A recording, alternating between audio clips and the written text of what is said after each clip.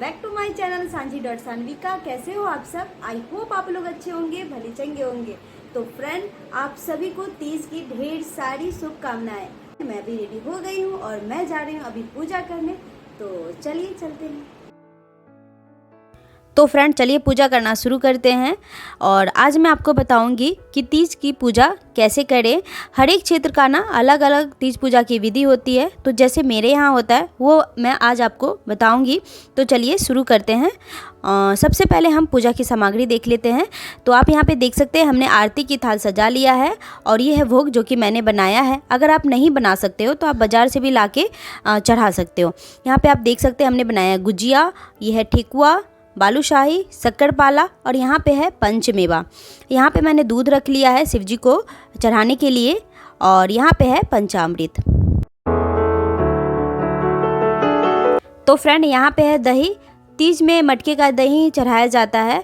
और यहाँ पे है बेलपत्र जिसको मैंने अच्छे से साफ़ कर लिया है और सिंदूर और चंदन लगा लिया है। यहाँ पे है कुछ फल, तो आप यहाँ पे देख सकते हैं। आपसे जितना हो सके उतना फल चढ़ा सकते हैं। और यहाँ पे है पूजा की कुछ सामग्री, तो आइए देख लेते हैं। यहाँ पे देख सकते हैं आप, ये है लौंग, हल्दी, यहाँ पे है कुमकुम चंदन और ये है अरवा चावल अष्टकमल बनाने के लिए। ये है बाती और ये है सफ़ेद चंदन और सुरक्षा धागा, जनेऊ, कुश, सुपारी और इलायची। और यहाँ पे है गौरी मैया का श्रृंगार का सामान। यहाँ पे है कुछ मिठाई। तो चलिए पूजा करना शुरू करते हैं। तो सबसे पहले हम यहाँ पे भगवान को आचमन करवा रहे हैं और उसके बाद हम बनाएंगे अष्टकमल कलश स्थापना के लिए। तो आप देख सकते हैं हम यहाँ पे बना रहे हैं अष्टकमल। आप इस तरह से अष्टकमल बना सकते हैं अरवा चावल से। बहुत ही आसान है इसे बनाना।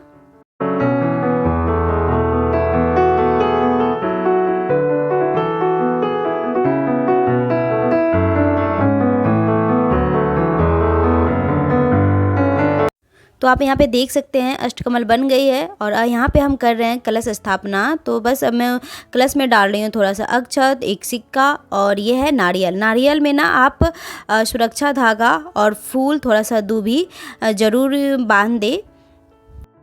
और अब मैं यहाँ पे भगवान को लगा रही हूँ कुमकुम चंदन और सिंदूर।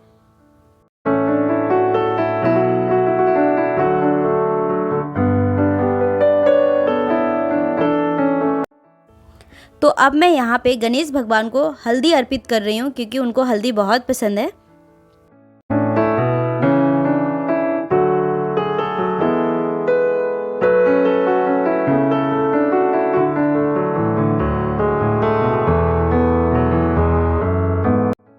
यहाँ पे मैं चढ़ा रही हूँ जनेऊ। और अब मैं यहाँ पे लौंग इलायची अर्पित करके भगवान का स्वागत कर रही हूँ। और अब मैं यहाँ पे रक्षा धागा अर्पित कर रही हूँ भगवान को वस्त्र के तौर पे। अगर आप वस्त्र चढ़ाना चाहते हैं तो आप वस्त्र चढ़ा सकते हैं। यहाँ पे मैं बेलपत्र अर्पित कर रही हूँ भगवान को क्योंकि शिव भगवान को बेलपत्र बहुत पसंद है। और हर एक बेलपत्र ना 3 पत्ते का होना चाहिए। और अब मैं यहाँ पे चढ़ा रही हूँ दूभी घास क्योंकि पार्वती माँ और गणेश जी को दूभी घास बहुत पसंद है। उसके बाद मैं यहाँ पे चढ़ा रही हूँ फूल, अक्षत।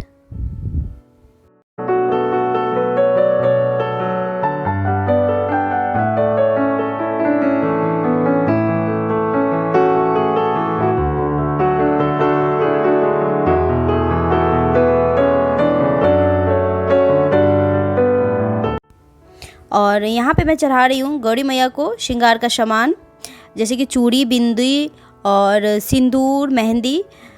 ज़्यादा कुछ तो यहाँ पे नहीं आ सकता है तो इसलिए मैं ये 4 चीज़ यहाँ पे चढ़ा देती हूँ, बाकी मैं डलिया में रख दूँगी।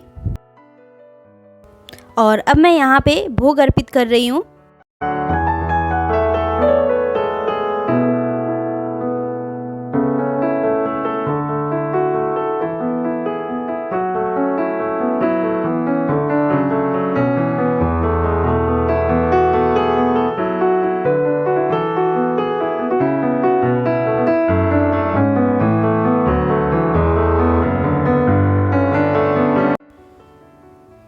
यहाँ पे मैं चढ़ा रही हूँ पंचामृत।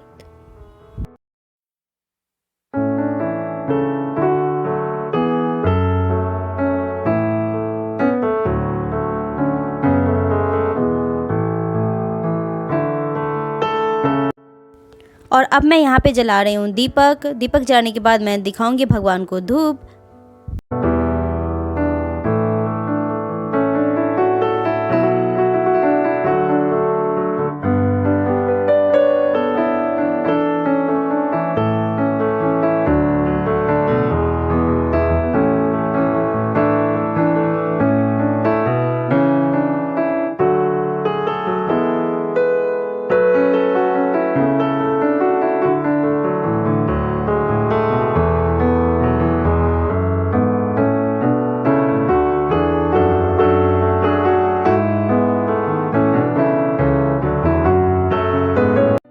तो बस यहाँ पे मैंने भोग अर्पित कर दिया है, दीपक धूप भी दिखा दिया है भगवान को। और अब मैं यहाँ पे कथा पढ़ रही हूँ। कथा पढ़ना बहुत ही ज़रूरी होता है। अगर आप कथा नहीं पढ़ पा रहे हो, अगर आपके पास किताब नहीं है, तो आप मोबाइल से भी कथा सुन सकते हैं, क्योंकि कथा पढ़ना या सुनना बहुत ही ज़रूरी होता है इस व्रत में। तो आप कथा सुन लें।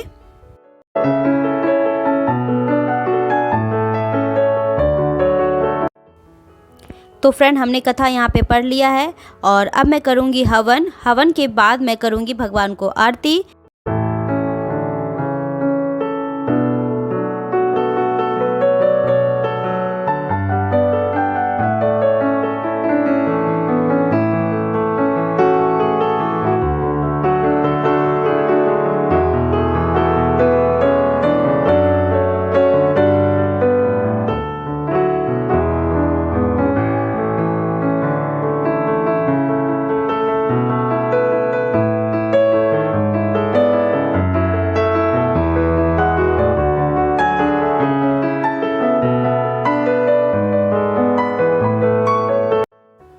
तो फ्रेंड, आरती हो गई है यहाँ पे और अब मैं अपने मंदिर में आरती दिखा रही हूँ।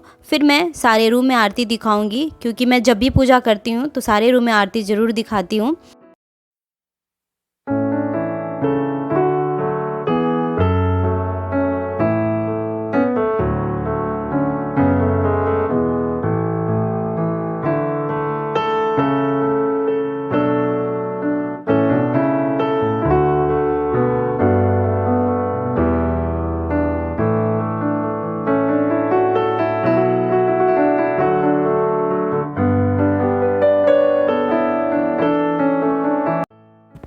तो फ्रेंड, यहाँ पे पूजा मैंने कर लिया है, आप यहाँ पे देख सकते हैं।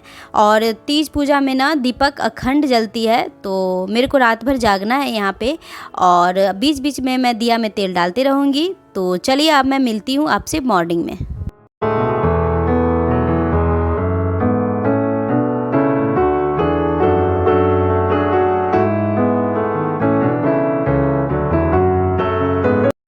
गाइस, तो अभी टाइम हो रहा है 4:30 और अभी मैं जा रही हूँ नहाने। और नहाने के बाद मैं करूँगी सुबह की पूजा, जो विसर्जन का पूजा होता है ना, तो वो मैं करूँगी। तो चलिए, अब मैं मिलती हूँ आप लोगों से नहाने के बाद। तो फ्रेंड, मैं यहाँ पे नहा के आ गई हूँ और अब मैं करने वाली हूँ सुबह की पूजा। तो सबसे पहले हम यहाँ पे दिया में तेल डाल रहे हैं और उसके बाद मैं भगवान को धूप दिखाऊँगी। फिर मैं भगवान की सुबह की आरती करूँगी।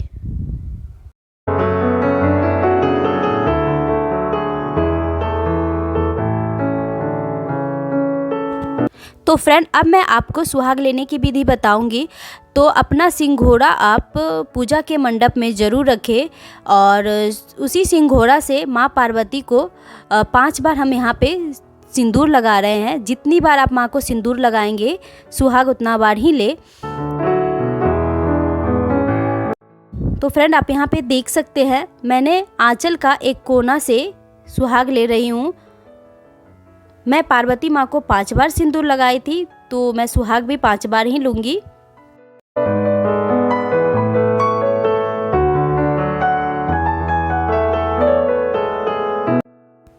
उसके बाद मैं यहाँ पे जो पार्वती माँ को चूड़ी चढ़ाई थी, उसमें से 2 चूड़ी लेके अपने हाथ में डाल रही हूँ।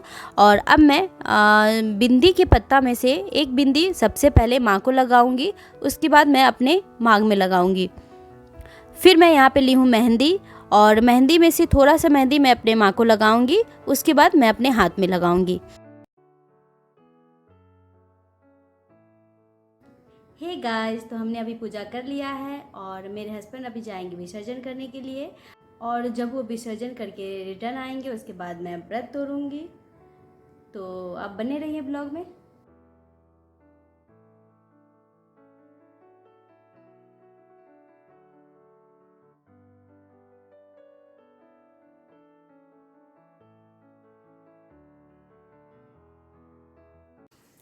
तो फ्रेंड ब्लॉग को अब करते हैं हम यहीं पे एंड। मिलते हैं हम बहुत जल्द एक नई वीडियो के साथ। तब तक के लिए इजाज़त दीजिए। नमस्ते, bye bye and take care.